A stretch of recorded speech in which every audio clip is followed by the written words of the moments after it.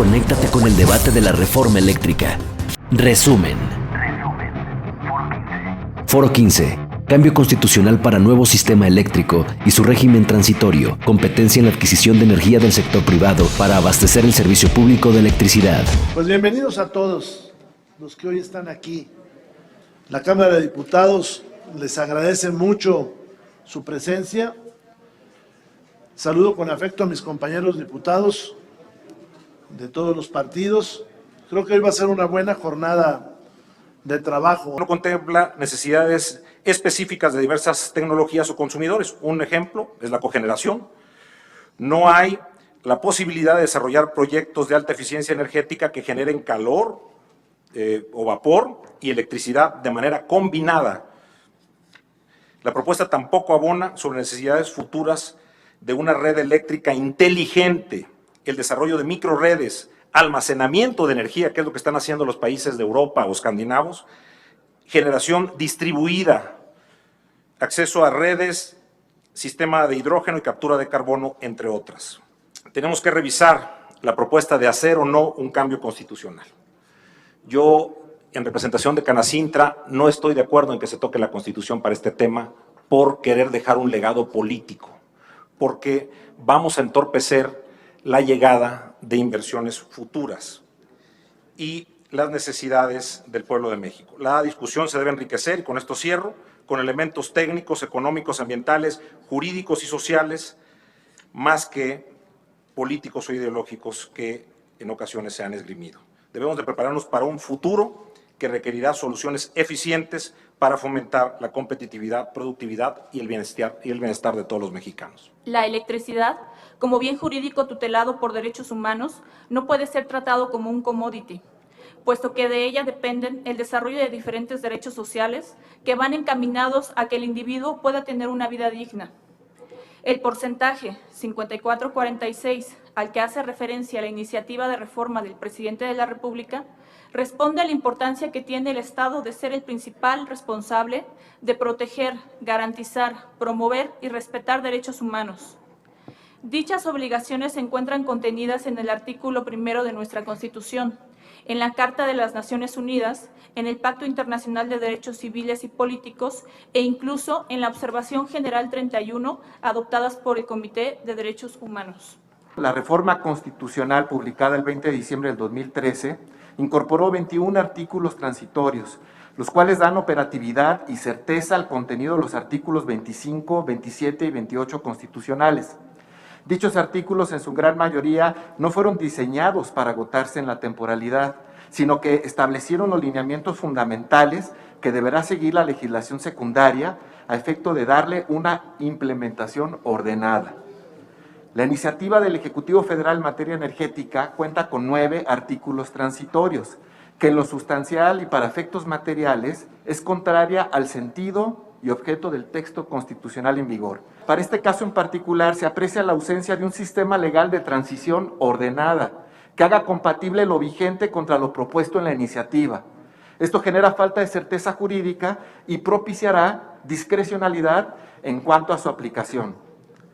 Por ello se sugiere, adelante, respetuosamente, esta soberanía realice este ejercicio de cuadratura y simetría, a fin de verificar su coherencia, su consistencia y su sentido lógico jurídico. Mientras no exista una planeación adecuada que permita tener un respaldo de generación y la generación en los puntos donde realmente se requiere, de manera ordenada, de manera consistente, de manera que pueda realmente prestar la confiabilidad y seguridad para que el suministro sea continuo, va a ser necesario tener una gran cantidad de centrales de generación disponibles que estén aportando capacidad y energía en los momentos críticos, pero es necesario que se le retribuya. Para ello se ha condenado y se ha maniatado de una u otra forma a las centrales que consumen gas natural o que consumen combustóleo, o que consumen diésel, pero son las que en un momento dado, como la emergencia que tuvimos el año pasado en febrero, son las que sacan a flote al sistema eléctrico nacional. El gas natural tiene que ser considerado como un elemento de transición, se ha comentado una y otra vez, Y es un elemento amigable, relativamente amigable con el medio ambiente. Como podemos ver aquí en la lámina, genera un 34 o 35% menos emisiones de CO2 que el combustorio, y pues puede servir en tanto las tecnologías de almacenamiento a gran escala de baterías puedan instalarse de manera segura y a precios accesibles para la población. De nada serviría llenar de bancos de baterías en el país si esto se tendría que trasladar a la tarifa del usuario final y sería impagable. Difícilmente podemos suscribir una visión que nos lleva justo a uno de esos dos extremos. El corazón de la iniciativa instaura un monopolio de carácter constitucional a lo largo y ancho de toda la cadena de valor. Corresponderá exclusivamente a la nación el área estratégica de la electricidad, consistente en generar, conducir, transformar, distribuir, abastecer energía eléctrica. El asunto es que la teoría económica, la evidencia empírica, nos muestra es que siempre que pueda haber competencia, tenemos que luchar por ella. No hay justificación económica ni social para defender la visión de que solo un proveedor debe de participar en los eslabones de la generación y la transmisión. La mejor manera para asegurar la capacidad de generación que necesitamos, la mejor manera para llegar a la seguridad energética es diversificando la matriz de generación, alentando a la inversión, utilizando a la competencia. Y por supuesto, dando a los usuarios alternativas de servicio para que elijan la mejor opción que se adapte a sus necesidades. Cosa distinta cuando estamos frente a las redes de transmisión y distribución, que es un sector caracterizado por lo que llamamos monopolio natural y donde efectivamente no solo necesitamos un solo proveedor, sino necesitamos que el Estado intervenga y ejerza una función de rectoría para que asegure el uso eficiente y equitativo de lo que es la columna vertebral del sector eléctrico. Para hablar de la competencia, tenemos que referirnos a la Constitución reformada en el 2013. En esta reforma se dieron dos aspectos muy importantes y críticos. Una reforma perversamente y muy eficientemente desarrollada e implementada, que ha significado alrededor de 850 regulaciones que se requieren desde la propia legislación hasta manuales y resoluciones que han requerido. Lo primero fue la fragmentación de la CFE. La fragmentaron y le hicieron pedazos para poder competir con alguien en menor condición y además lo hicieron competir entre sí mismo. Y lo otro es la implementación de un supuesto mercado eléctrico mayorista. Dicen, ¿por qué cambiar la Constitución si no es importante? Estos temas se pueden negociar. Pues bien, quiero decirles que esta administración ha intentado modificaciones a la regulación que rige este modelo, sin tener el éxito esperado, debido a que el sector privado, quien es el que mayores beneficios ha tenido del modelo vigente, invariablemente se ha opuesto a dichos cambios interponiendo recursos legales, amparándose en la reforma del 2013. Si no se cambia esta reforma, no hay forma de hacer nada. Dejando sin efecto los cambios propuestos por el gobierno federal. La que sigue, por favor. ¿Qué se hizo? Se hicieron los siguientes ajustes a la regulación. La política de confiabilidad. Los certificados de energías limpias para la generación limpia de CFE, programas de desarrollo del Sistema Eléctrico Nacional, PRODECEN, fundamental para el sector eléctrico, actualizaciones de costo de servicio de transmisión, porteo en tecnologías convencionales, renovables, intermitentes, programa sectorial, acuerdo modificatorio del contrato legado, medidas de contención de la resolución 1094. ¿Cuál fue el resultado? Amparos, amparos y amparos. ¿Cuál sería el mecanismo de implementación de esta iniciativa, toda vez que a todas luces se prevé que exista un gran número de amparos contra esta ley? Mire, es un galimatías el aplicar esta reforma porque justamente a la entrada en vigor se cancelan todos los contratos. Habría que bajar el switch de todas las centrales privadas, incluso si atendemos a lo que se dice, incluso aquellas que tienen contratos con la propia comisión y contratos de largo plazo que se han heredado justamente, contratos legados. Lo que nos están diciendo es que no son viables, pero tristemente cuando se debate dicen esta no es expropiatoria y no se va a expropiar ni un solo tornillo. Se me hace muy grave que se quiera atentar contra un derecho. Un juicio de amparo es un juicio de garantías constitucional y cualquier persona física o moral que se sienta violentado en sus derechos puede acudir a él. Esto no nos debe de asustar. Si hay una lógica jurídica y hay un verdadero Estado de Derecho, entonces el Estado mexicano debiera de cuidar el que no se le estén amparando. Si hay amparos y los están perdiendo es porque justamente esto no tenía ni pies ni cabeza. ¿Cómo podría inhibir la inversión este proyecto de reforma y si ustedes lo tienen realmente cuantificado? Y por otra parte, si este proyecto de reforma realmente está en contra de la competitividad de nuestro país, ¿cómo podría impactar en la competitividad de las empresas que ustedes representan? ¿Y qué impacto podría tener, digamos, en los costos de la industria? Miren, lo que se estima que se tiene invertido en el sector eléctrico por parte de privados son 44,000 millones de dólares. Esto sería lo que está, la afectación de tener la aprobación de esta iniciativa en sus términos.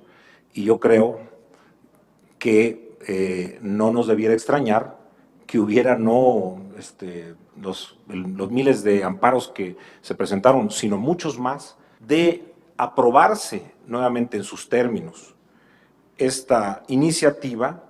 Se ha calculado que la electricidad nos pudiera costar un 35% más aproximadamente. Lo que aquí se apruebe tendrá un impacto directo en el bolsillo de los mexicanos. ¿Me podría decir por qué, ante la iniciativa que promovió nuestro gobierno en esta línea precisamente, la respuesta de los privados fue ampararse? Ya nos daban cuenta que van 4,250 amparos. Las últimas reformas, desde el acuerdo del SENACE, el acuerdo de CENER de confiabilidad, la reforma a la ley de la industria eléctrica, la ley de hidrocarburos, lo que ha adolecido como patrón común ha sido que es contraria a los artículos 25, 27 y 28 constitucionales, pero principalmente fundado en los transitorios. Por eso han dado la razón temporal.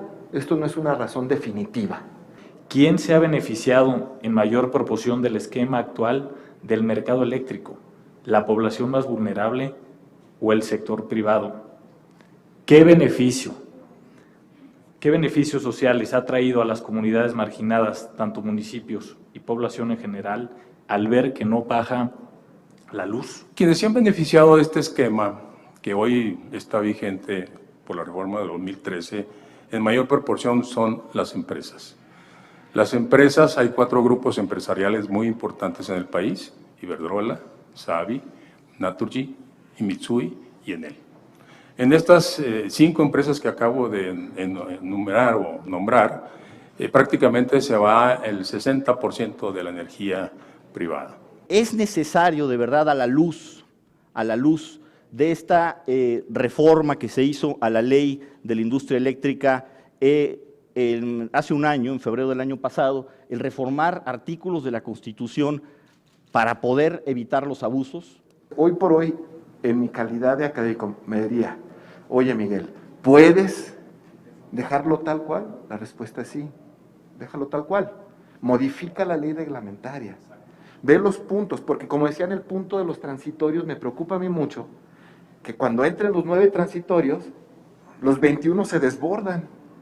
Y los 21 transitorios no son temporales, son permanentes. Entonces vamos a ver una contradicción fuerte. Y para mí, ese sentido sería un apagón de carácter jurídico. Yo creo que no es necesario hacer una reforma constitucional.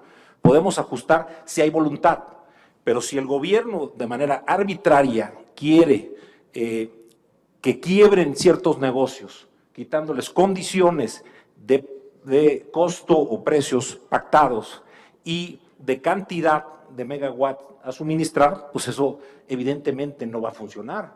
Se va a defender y lo haría cualquiera que estuviera en esa posición. ¿Tiene capacidad la Comisión Federal de Electricidad para producir, para darle electricidad a los mexicanos después de la reforma constitucional? CFE está en condiciones de generar la mayor parte de la energía eléctrica del país, pero necesita a los privados, porque se construyó durante más de 30 años un esquema sistemático para que los privados tuvieran una presencia en México. Se les dio todos los elementos posibles. CFE podemos decir, dependiendo obviamente de la demanda máxima, de la demanda intermedia, de la demanda mínima que se vaya a tener el sector, pero tiene la capacidad para poderle proporcionar la energía eléctrica en su mayor proporción. Estoy hablando del 80%. Sin embargo, estamos haciendo inversiones. Son 33 proyectos los que están desarrollando con más de 9,000 millones de dólares de inversión, más de 9,000 megawatts de capacidad instalada, porque estamos conscientes que desde los 90, desde los 80 se dijo, dejen a CFE, déjenlo, no inviertan, denle el mínimo mantenimiento. Obviamente la empresa se fue deteriorando definitivamente. ¿Usted no cree que esta realidad, esta distorsión, en el tema de que hay poco pago por el porteo, no hay pago por el respaldo, no hay pago de algunas cosas por ahí, se debería terminar de alguna manera? No sé, la ley secundaria, pero luego vienen los amparos, pero de alguna manera. Me gustaría saber si ustedes están dispuestos a que esa parte se termine. La respuesta directa a nuestro presidente de la Jucopo, sí, estas distorsiones se dieron porque al inicio el porteo estampilla se estipuló para promover las energías renovables. Hoy que han bajado los precios de las inversiones de energías renovables, pues quizás está desactualizado, claro que hay que cambiarlos. Y el pago de capacidad, yo estoy de acuerdo en que se haga. Lo que no creo que deba de hacerse es un cambio constitucional para eso. Esa es la gran diferencia. Una cosa es modificar estos dos y otra cosa es volver a un monopolio estatal. No es cierto, es falso totalmente que el porteo de estampillas se construyó para promover las energías renovables. En ningún lado, en ninguna regulación, existe un comentario al respecto. Sí les puedo decir que fue un engaño, porque yo tengo los documentos, donde la CRE del 2010 construye por iniciativa propia una nueva metodología para el transporte. Ya existía una que era la 146 del 2001, era la última metodología que existía para el transporte y ellos construyen una nueva. Cámara de Diputados, Legislatura de la Paridad, la Inclusión y la Diversidad.